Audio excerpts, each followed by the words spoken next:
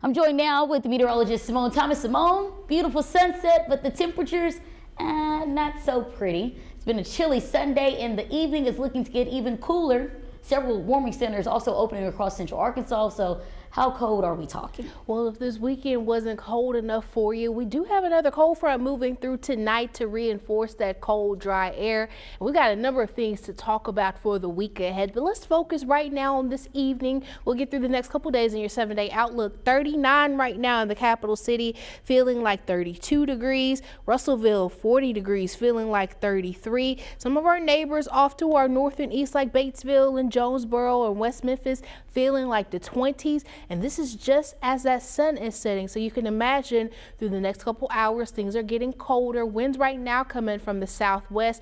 You see that wind direction shifting after midnight. That's that cold front sweeping through the state. So when you wake up on Monday morning, there will be a few clouds, but primarily the story is going to be how cold it is. The whole state waking up below freezing tomorrow. And we've got more on the way that we'll talk about in your 7-day outlook.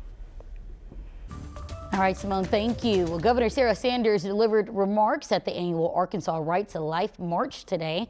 Pro-life advocates continued on their march for life in Central Arkansas at the 48th annual celebration held right here in Little Rock.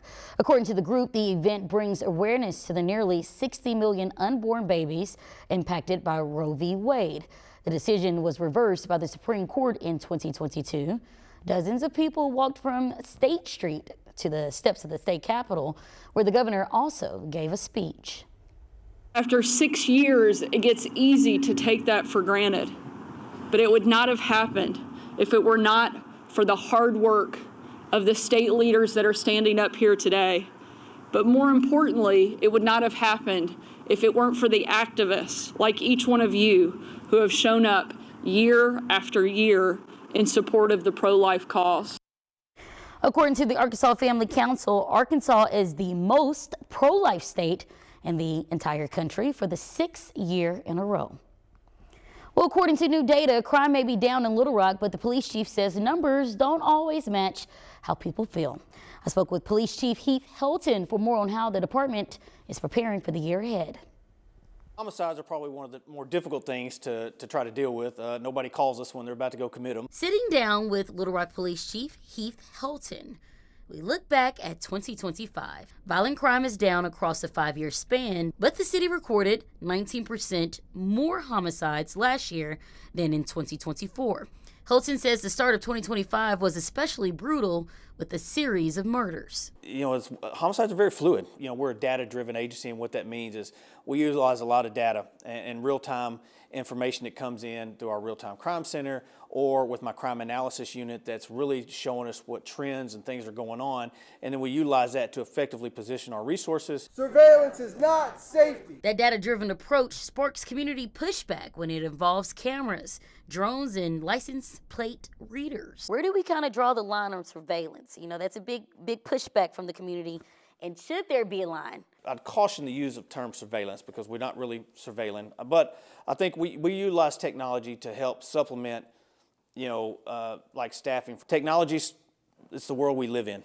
It's not going away. It's going to continue to evolve very, very rapidly, and for us to continue to stay up on it, because agencies that are not embracing the use of technology and the innovation that's out there, you're going to be left behind.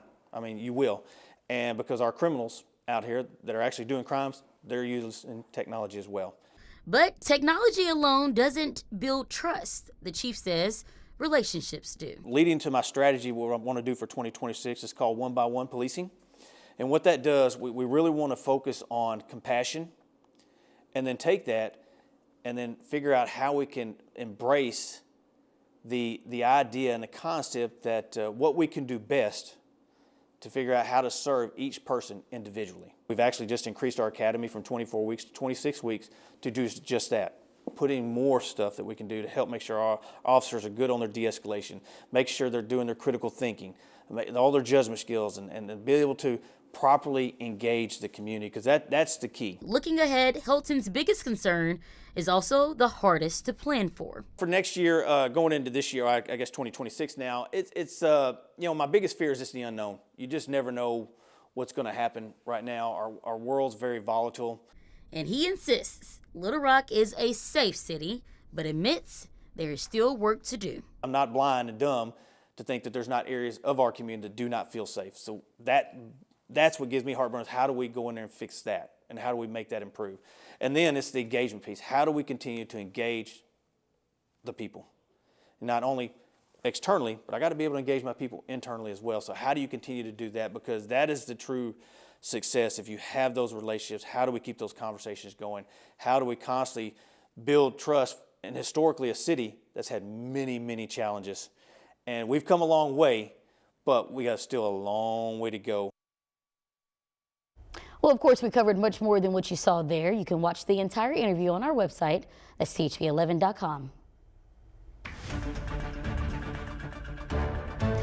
Well, 3 people are being hospitalized after a car crash in Rogers. The car crashed into a building and the incident happened early this morning around 10 a.m.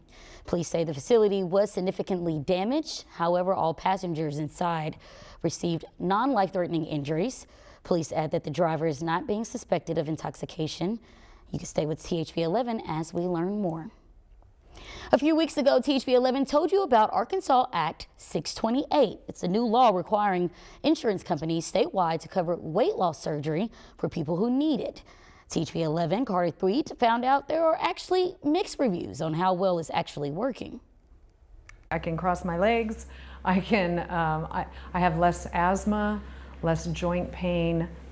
I can carry my granddaughters up the stairs. For Christine Juan of El Dorado, bariatric surgery was a life changer. She got it at the Arkansas Heart Hospital in Bryant with Dr. Samuel Bledsoe. We turn their lives around by giving them their health back, giving them a healthy weight back, and getting them off some of those medications and having them be more involved in their life. Bledsoe says these surgeries are important for quality of life, life expectancy, and more. It's why he talked to lawmakers to help pass Act 628, requiring insurance plans to cover the surgery if you have a BMI of 40 or more. We're already seeing an influx of people who are asking for checking of benefits. Here, what does this look like for me? Am I covered completely by it? But for some, they may not like the answers. Kyla Brakebill of North Little Rock meets the law's qualifications, but got some bad news from Roller Weight Loss in Fayetteville. She said, you know, this involves you also, and unfortunately they're adding a $25,000 deductible. They say that it's non-essential. Roller, along with Saline Memorial Hospital and a bariatric surgeon at Baptist Health, all confirm they've seen similar situations lately.